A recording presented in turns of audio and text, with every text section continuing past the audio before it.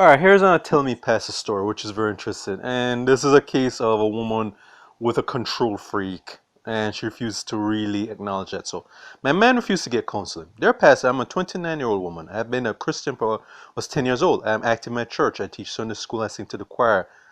Yet I'm having a problem. 2 years ago, I became involved with a man. He treats me very well, especially now I'm out of a job. He wants us to get married and I would love to marry him, but he loves to have his own way.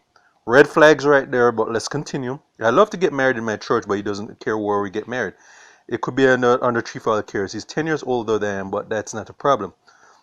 All right, I told him that we should go for premarital counsel, but he said he does not see the need for that. Another red flag right there. I told him that counsel is necessary. He said I should go on because I know counsel is going to tell him what to do. All right, the third red flag, but let's continue. My pastor says that he will not do our wedding unless we come in for premarital counseling.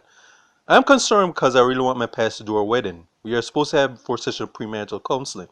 My pastor said he'd develop and do 2 sessions in one. I told my boyfriend about it. He said he's not coming to see me at all. He says the pastor himself needs counseling. This man is a businessman. I don't want to lose him. All right, I really hope when she says that, that doesn't mean what I think it means. My birthday is in July. He's promised to give me a card for my birthday. Please tell me what to do.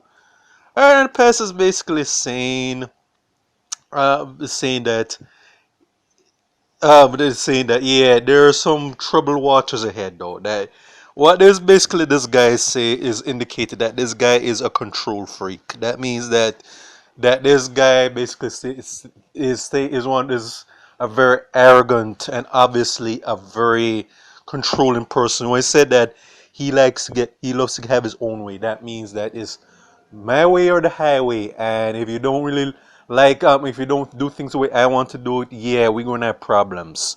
So and this woman said that she met came out with a man 2 years ago.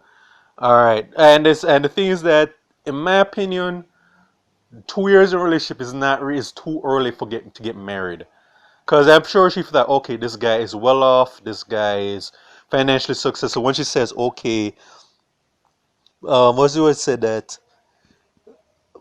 Where's the line I'm looking for? This guy's a businessman and I want to lose him. That means that this guy has is financially stable, and she basically wants to keep that safety and comfort. And I'm not saying that she sounds like a gold digger, but I think that's one of the factors why she's not leaving the relationship.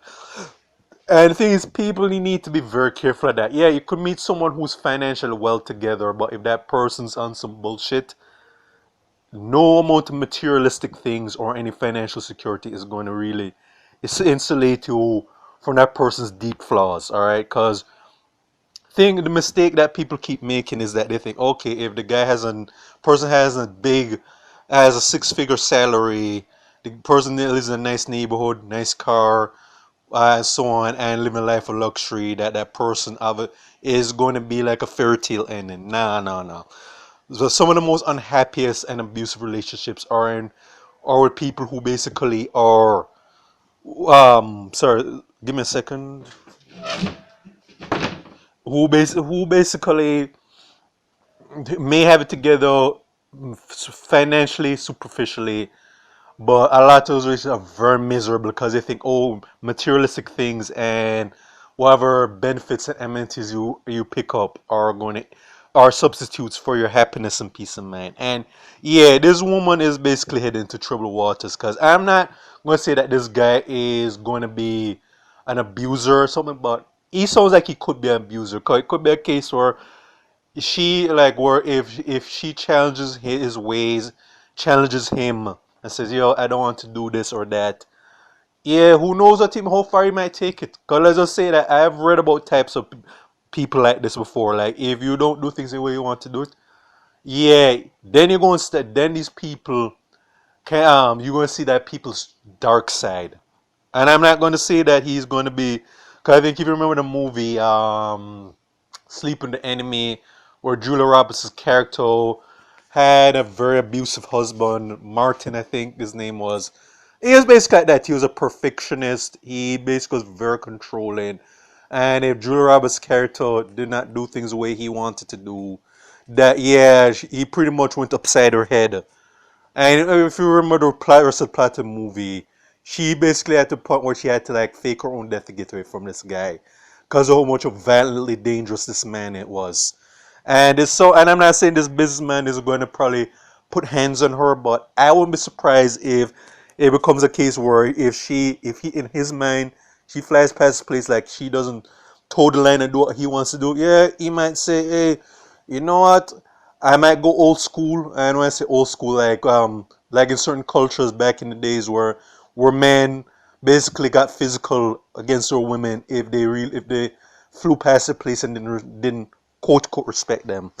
So this is basically, if she's basically again going to be headed to a very unhappy marriage. If the guy doesn't want counseling, that means that basically in his mind nothing's wrong with me. I mean, in my mind, I'm so arrogant, I'm so absolute. Nobody can tell me what to do. And those are the most dangerous type of people you can deal with. Like, there are the people that, okay, if you try and say, talk reason with them, you try and say, look, you're wrong on this and so on, you should do this and that. Oh, like I said, then you're going to start seeing their dark side on.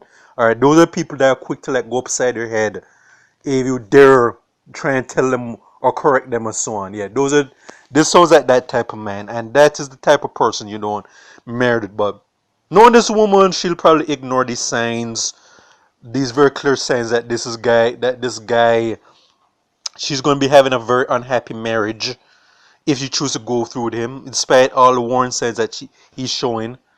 She might very well say, you know what?